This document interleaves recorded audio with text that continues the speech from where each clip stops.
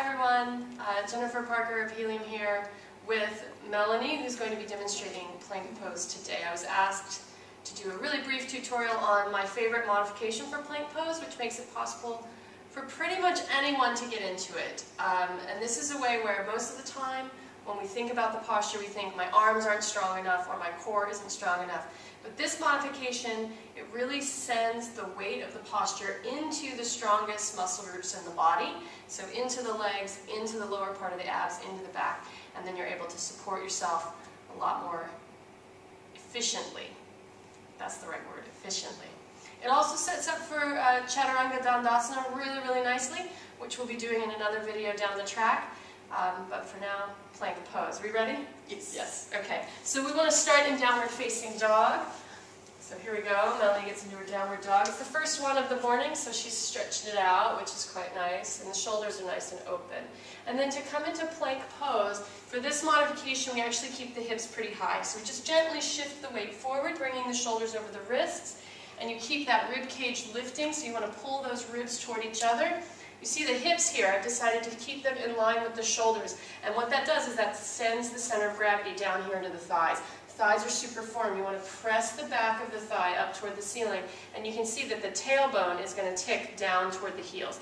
And what that does, this way, and what that does is it really sends the energy into the legs. So everything stays up nice and firm. Good. Press back into downward facing dog. And then going down into child's pose.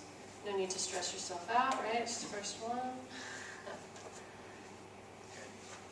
And we'll do that one again, so just give yourself a minute. It's always good to take a minute, practice it for a few breaths, come back into it again. And over time, you'll get strong enough to really support the whole posture. So the first few times might be a little awkward where you're trying to find where are my hips in space, am I using my legs properly?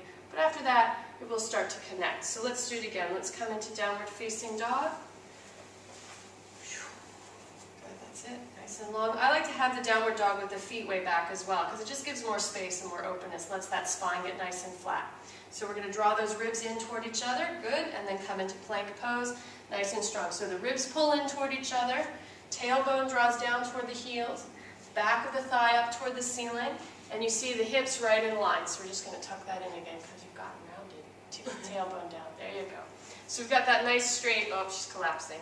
That's okay. And then gently press back into downward facing dog. Good. And coming down into child's pose. So everybody's always working on it. I'm always working on it. Melanie's working on it. We do at least 2 or 3 plank poses in our classes, our power yoga classes, just to get nice and strong. Trying to work up to 5 breaths. Okay, so good luck with that one.